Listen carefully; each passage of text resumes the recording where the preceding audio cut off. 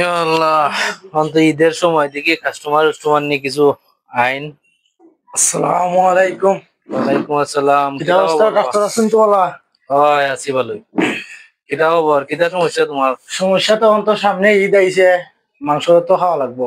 হয় দাঁত দাঁতের ফাঁক হল বড় রয়ে গেছে, দাঁতের ফাঁকা দিয়ে মাংস মাঝে দুঃখ মিলে বিরাট সমস্যা, তো মাংস খাইতেই পারতা না। দেখি আমি তোমার দাঁতটা দেখি। ঈদের মজত তুই মরে যাব মাংস না খাইতে পারলে। তোমার দাঁতটা দেখিলে আমি।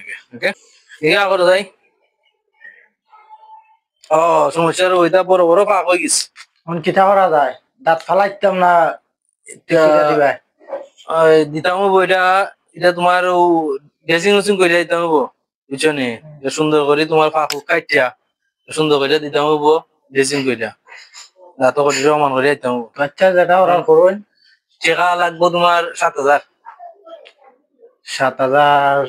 অত টাকা তো তার না, আমি তো গরিব মানুষ, বুঝরাই তো। সময় বেশি করে দিলেও কাম করিলে। হ্যাঁ আচ্ছা, আগে কাম করিলে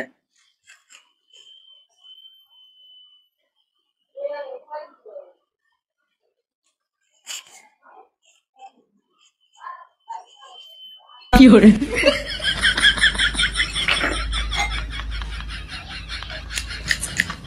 দেখি করো চাই।